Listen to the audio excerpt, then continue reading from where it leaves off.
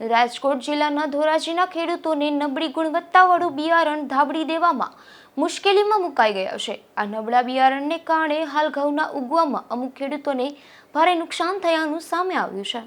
માવઠા અને અતિવૃષ્ટિ જેવી અનેક આફતોનો ગત વર્ષે સામનો કરી ચૂકેલા ધોરાજીના ખેડૂતોને હવે વધુ એક માર સહન કરવાનો વારો આવ્યો છે।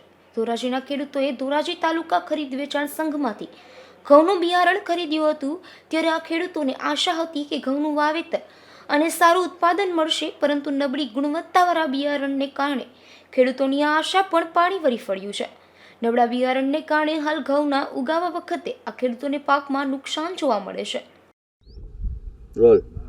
મારું નામ છે પ્રદીપભાઈ રમણીકભાઈ ઘાડિયા।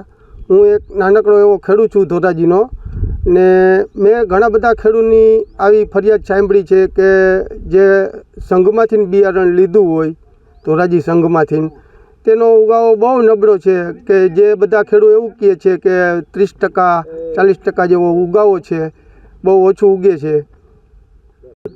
મારું નામ દીપક છે, હું ધોરાજી તાલુકાનો રહેવાસી છું। મેં આ ઘઉંનું બિયારણ તાલુકા સહકારી મંડળીમાંથી લીધેલું છે, 700 રૂપિયાનું સર્ટિફાઈડ, અને મેં ખેડબેડ કરી અને વાવેતર કરેલું છે। વીઘે 21 કિલો નાખેલું છે, છતાંય આ ઉગેલું નથી।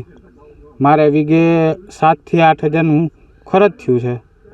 હવે આ મારે ફરીવાર વાવેતર કરવું પડશે।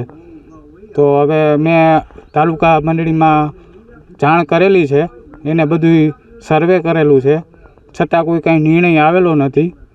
એટલા માટે હવે મારા ખર્ચાનું જે કાંઈ થયું હોય ખેડબેડનું એ બધું વળતર ચૂકવવા મંડળીને રજૂઆત કરેલી છે, છતાંય પણ કાંઈ જવાબ મળ્યો નથી। તો હવે રજૂઆત કરીએ તમારા તરફથી, જો કાંઈ નિર્ણય આવે તો। મારું નામ છે વિજયભાઈ ઘાડિયા। ધોરાજી સંઘમાંથી આ સર્ટિફાઈડ બિયારણ લીધું છે ગુજરાત નિગમનું। હવે એનો ઉગાવો આવો નીકળ્યો છે, અને વીઘે 21 કિલો નાખ્યા છે, છતાં પણ ઉગાવો હાવ આવો નબળો નીકળ્યો છે। હવે અધિકારીઓને અમે બધી વાત કરી છે, પણ અધિકારીઓ કાંઈ જવાબ આપતા નથી। અને આ અમે ખેડ કરી છે, આમાં સાથી ખાતર નાખ્યું છે બધું, પણ હવે આનું કોઈ નિરાકરણ આવતું નથી। કેવું બિયારણ છે? નબળું આવી ગયું? બિયારણ સાવ નબળું આવી ગયું છે, અને 100%માંથી 25%નો જ ઉગાવો છે। 25%નો ઉગાવો છે। ફરિયાદ કરી છે, પણ હજી કોઈ અધિકારીઓ કંઈ જવાબ આપતા નથી, અને પંચનામું પણ અહીંયા આવીને કરી ગયા છે, પણ હજી કાંઈ કોઈ જવાબ આપતું નથી।